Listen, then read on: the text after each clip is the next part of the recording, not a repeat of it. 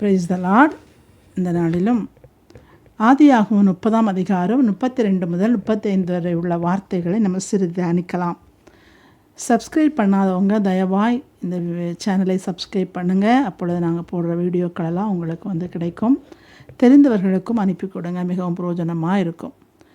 ஆதியாகமம் 30ஆம் அதிகாரம் 32 35 வரை உள்ள வார்த்தைகளில் லேயாள் யாக்கோபுக்கு பெற்ற குமாரரை குறித்து நம்ம பார்க்கிறோம்.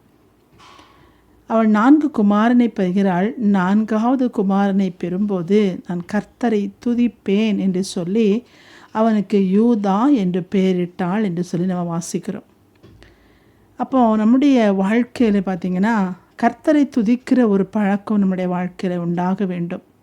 கர்த்தரை துதிப்பது நல்லது, அவரை கீர்த்தனம் பண்ணுவது நல்லது என்று சொல்லி தாவீது சொல்கிறதை பார்க்கிறோம். கர்த்தரை துதிப்பதனாலே அநேக ஆசீர்வாதங்களை நாம் பெற்றுக்கொள்ளலாம். கர்த்தரை துதிப்பதனாலே சத்துருடைய கிரியைகளிலிருந்து நம்ம விலகி நம்மளை காத்து கொள்ளலாம். இப்படியாய் கர்த்தரை துதிக்கும் போது அநேக ஆசீர்வாதங்களை நாம் பெற்றுக்கொள்ளலாம் என்று சொல்லி வேதம் சொல்கிறது. ஆனால் அந்த யூதாவை பெறுவது எப்படி? அதாவது யூதா என்று சொன்னால் கர்த்தரை துதிப்பேன் என்று அர்த்தம். அந்த கர்த்தரை துதிப்பது என்பது எப்படி? அதுதான் யூதாவை பெறுவது எப்படி என்று சொல்லி நம்ம பார்க்க போகிறோம். லேயாள் தன்னுடைய கணவனாகிய யாக்கோபுக்கு முதலாவது மகனை பெறும்போது அவள் சொல்கிறாள், என் சிறுமையை பார்த்தலினார், இப்பொழுது என் புருஷன் என்னை நோக்கி பார்ப்பார் என்று சொல்கிறதை நம்ம வாசிக்கிறோம்.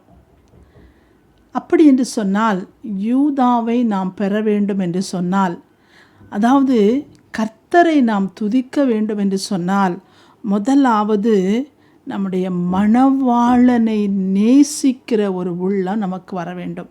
மணவாளனை நாம் நேசிக்கிற உள்ளம், அவளை நோக்கி பார்த்து அந்த மணவாளனை நேசிக்கிற அந்த உள்ளம் நமக்கு உண்டாக வேண்டும். ரூபன் பிறக்கும் போது அவள் சொல்கிறாள், அவர் என்னை நோக்கி பார்ப்பார். தன்னுடைய மணவாளன் என்னை நோக்கி பார்ப்பார் என்று சொல்கிறார். அதனால் தேவ பிள்ளைகள் முதலாவது நாம் கற்றுக்கொள்ள வேண்டியது என்ன? நாம் யூதாவாய் மாற வேண்டும் என்று சொன்னால் அந்த கர்த்தரை துதிக்கிற துதி நம்முடைய வாயிலே அளவில்லாமல் வர வேண்டும் என்று சொன்னால் நாம் முதலாவது ரூபனை பெற வேண்டும். ரூபனை பெறுவதென்றால் என்ன? அவள் ரூபனை பெற்றபோது அவன் மணவாளன் என்னை நோக்கி பார்ப்பார் என்று சொன்னாள். அப்போது நம் மணவாளனை நாம் நோக்கி பார்க்க வேண்டும். முதலாவது செய்ய வேண்டிய காரியம், நம்முடைய வாழ்க்கையில் எல்லா நேரத்திலும், துன்பத்திலும், கஷ்டத்திலும், வேதனையிலும், தவிப்பிலும், சந்தோஷத்திலும், சகல நேரங்களிலும் நம்முடைய மணவாளனை நாம் நோக்கி பார்க்க வேண்டும். இரண்டாவதாக அவள் சிமியோனை பெறுகிறார். பாருங்கள், சிமியோனை பெறும்போது அவள் சொல்கிறார், இவனையும் எனக்கு தந்தார் என்று சொல்கிறார். பாருங்கள், அப்போ அந்த மணவாளனை நாம் நோக்கி பார்க்கும்போது அநேக ஆசீர்வாதங்களை அவர் நமக்கு தருகிறார். ஆவிக்குரிய ஆசீர்வாதங்கள், அபிஷேகம் தருகிறார். பாருங்கள், சந்தோஷம், சமாதானத்தை நமக்கு தருகிறார். ஆவிக்குரிய சகல ஆசீர்வாதங்களையும் அந்த தேவனை நாம் நோக்கி பார்க்கும்போது நமக்கு அவர் அளவில்லாமல் பொழிகிறார் என்பதை அறிந்து கொள்ள வேண்டும். சமாதானத்தை, சந்தோஷத்தை, அன்பை, கிருபைகளை, இரக்கங்களை, மன்னிக்கிற சுபாவங்களை, இன்னுமா எத்தனை விதமான ஆவிக்குரிய வரங்கள் உண்டோ அத்தனை காரியங்களையும் தேவன் நமக்கு தருவார். அப்போ நம்ம ரூபனை பெறும்போது, அதாவது தேவனாகிய கர்த்தரை நோக்கி பார்க்கும்போது சிமியோனை நமக்கு தருவார் என்று சொல்லி பார்க்கிறோம். சிமியோனை என்று தருவதென்று சொன்னால் இவனையும் எனக்கு தந்தார், இவைகளையும் எனக்கு தந்தார். இந்த நான் நோக்கி பார்த்தபோது இந்த ஆசீர்வாதங்களெல்லாம் எனக்கு தந்தார். இந்த ஆவிக்குரிய சகல ஆசீர்வாதங்களை நான் பெற்றுக்கொள்ளும்படி எனக்கு செய்தார் என்று சொல்லி அவள் சந்தோஷப்படுகிறதை பார்க்கிறோம். மூன்றாவதாக லேவியை பெறும்போது அவர் என்னோடு சேர்ந்திருப்பார் என்று சொல்லி அவள் சொல்கிறதை பார்க்கிறோம். பாருங்கள், தேவன் முதலாவது அவரை நோக்கி பார்க்கிற ஒரு சுபாவம். ரெண்டாவது, அவரை நோக்கி பார்க்கிறபடினாலே இத்தனை ஆசீர்வாதங்களை அவருக்கு எனக்கு தந்தார் என்கிற அந்த உள்ளம், மூன்றாவதாக, இப்பொழுது அவர் என்னோடு சேர்ந்திருப்பார். மணவாளனோடு சேர்கிற ஒரு ஐக்கியம் நமக்கு உண்டாகுது பாரு. அப்போது லேவியை பெறும்போது அவள் தேவனோடு சேர்ந்திருக்கிற ஒரு பாக்கியத்தை பெற்றுக்கொள்கிறார். அதில் தான் லேவியர்கள் எப்போதும் தேவனோடு இணைந்திருக்கிறாங்க, ஆசாரிய ஊழியம் செய்கிறவர்களாய் காணப்படுகிறார்கள். அப்போ ஒரு லேவியனை அவள் பெறுகிறாள். நம்முடைய வாழ்க்கையிலும் எப்போதும் தேவனோடு இணைந்திருக்கிற ஒரு வாழ்க்கை, மணவாளனோடு சேர்ந்திருக்கிற ஒரு வாழ்க்கையை நாம் ஏற்படுத்தி கொள்ள வேண்டும். அப்பொழுதுதான் யூதா பிறக்கிறான். நான்காவதாக, யூதா பிறக்கும் போது அவள் சொல்கிறாள், நான் கர்த்தரை துதிப்பேன் என்று சொல்லி.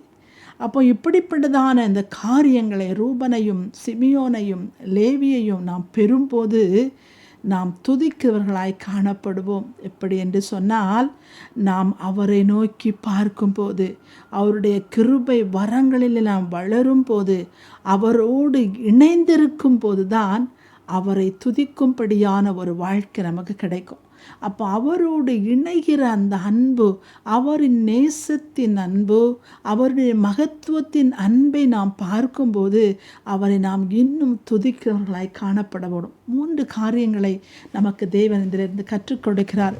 நாம் முதலாவது, தேவனை அளவற்ற முறையிலே நாம் அன்பு செலுத்த வேண்டும், அவரை நோக்கி பார்க்க வேண்டும், அவர் கொடுக்கிற ஆவிக்குரிய வரங்களை நமக்கு தரும்படியான ஒரு வாழ்க்கை வாழ வேண்டும். நம்ம 1வது பார்த்தீங்கன்னா, அவரோடு இணைந்திருக்க வேண்டும். 4வது, இப்படிப்பட்ட காரியங்களை செய்யும்போது யூதா நமக்குள் பிறப்பான். கர்த்தரை துதிக்கிற துதி நம்முடைய உள்ளத்திலே ஆராய் பெருக்கெடுத்து ஓடும் என்று சொல்லி இந்த வார்த்தை நமக்கு சொல்கிறது. நம்ம பார்க்கலாம் பாருங்கள். அப்படியானால் இந்த யூதாவை நாம் பெற்றெடுப்பதினாலே, அதாவது துதிப்பதினாலே நமக்கு என்ன கிடைக்க போகிறது? யூதா ஒரு கோத்திரம் என்று சொல்லி பழைய ஏற்பாட்டில் சொல்லப்பட்டாலும், இந்நாட்களிலே யூதா என்று சொன்னால் துதிப்பவர்கள் என்ற அர்த்தம். கர்த்தரை துதித்து பாடி மகிழ்கிறவர்கள்தான் யூதா என்று சொல்லி நம்ம பார்க்கிறோம். அப்போ அந்த துதிப்பதனாலே, இந்த யூதாவை நம்முடைய வாழ்க்கையில் பெற்றெடுப்பதனாலே என்ன கிடைத்தது அப்படின்னா, பார்த்திங்கன்னா, ஆண்டவர் சொல்கிறாரு, நாங்கள் அவர் கானானுடைய எல்லைக்குள்ளே அவங்க போயிட்டாங்க, கானானுக்குள் பிரவேசித்து சுதந்திரிக்கவில்லை. கானானை அவங்க பார்த்துக்கிட்டாங்க, கானான் பக்கத்தில் போயிட்டாங்க, கானானுடைய எல்லைக்குள் கடந்து போகிறாங்க, ஆனால் கானானை தனக்கு சொந்தமாக்கவில்லை. அப்போ தான் கேட்குறாங்க, நாங்கள் யார் புறப்பட வேண்டும்? கானானை யுத்தத்துக்கு போக யார் புறப்பட வேண்டும்?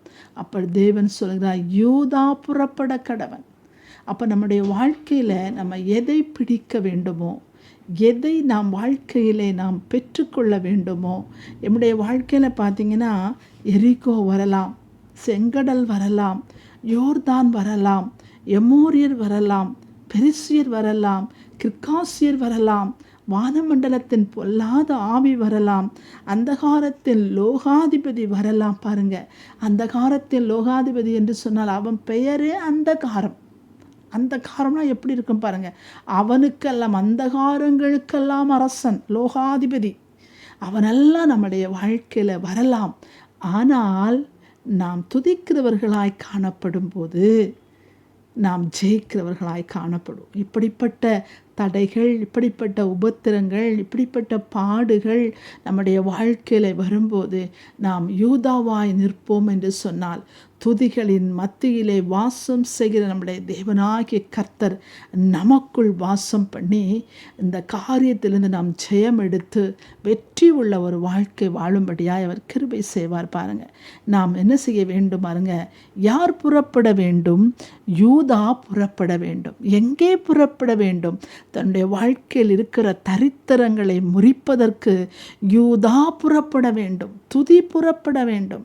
தன்னுடைய வாழ்க்கையில் இருக்கிற நிந்தனைகளை, அவமானங்களை உடைப்பதற்கு யூதா பாருங்க, கானானுக்குள் பிரவேசித்து எல்லைகளெல்லாம் அவன் பிடித்தான் என்று சொல்லி நம்ம பார்க்கிறோம். நம்மளை சுற்றியிருக்கிற எல்லைகள், நம்மளை துரத்துகிற சத்துருடைய கிரியைகள், நம்மளை துரத்தி வருகிற அவமானங்கள், துரத்தி வருகிற போராட்டங்கள், இழப்புகள், இல்லாமைகள் எல்லாவற்றையும் நாம் பிடிப்பதற்கு யூதா புறப்பட வேண்டும். நம்முடைய வாழ்க்கையில் நாம் செய்கிறோமா? நம்முடைய வாழ்க்கையில் இதை நாம் கற்றுக்கொண்டிருக்கிறோமா? அவரை நோக்கி பார்க்க வேண்டும். இவனையும் எனக்கு தந்தார் என்று சொல்லுகிற ஆவிக்குரிய அனைத்து ஆசீர்வாதங்களையும் பெற்றுக்கொள்ள வேண்டும். அவர் என்னோடு சேர்ந்திருக்கிறார் என்று சொல்கிற ஒரு உள்ளத்தின் எண்ணம் நமக்கு வர வேண்டும். அப்போது யூதா நமக்குள் மடை திறந்த வெள்ளம் போல நம்முடைய வாழ்க்கையில் வாயிலை வரும் பாருங்க. அவரை துதிக்கிற சப்தம், அவரை கம்பீரிக்கிற, அவரை ஆர்ப்பரிக்கிற, அவரை மகிமைப்படுத்துகிற அந்த துதி வர வர வர வர பார்த்தீங்கன்னா சத்துருக்களுடைய கோட்டைகள் உடையும். எரிகோ மதில்கள் உடையும். வாழ்க்கையில் நம்ம ஏன் இதை செஞ்சு பார்க்கக்கூடாது?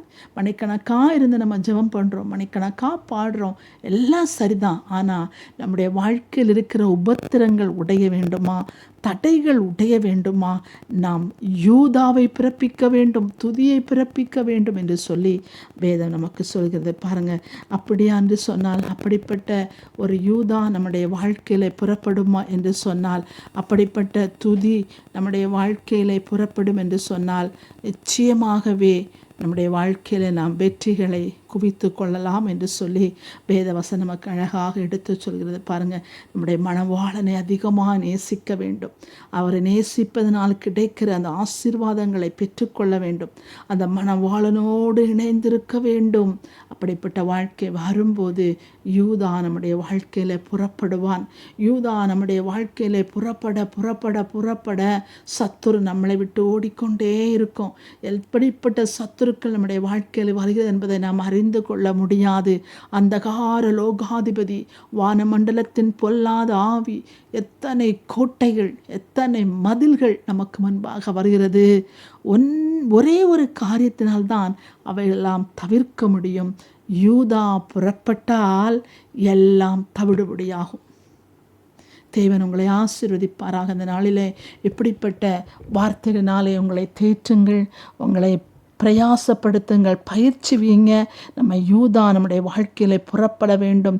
எல்லாவற்றிற்கும் யூதாவாய் நம்ம துதிக்க வேண்டும். பாருங்கள், நம்முடைய வாழ்க்கையில் இருக்க தடைகள் மாறி போகும். தேவ அன்பில் நிலைத்திருப்போம். கர்த்தரை துதிப்போம். கர்த்தர் நம்ம ஒருவரையும் ஆசீர்வதிப்பாராக. ஆமேன்.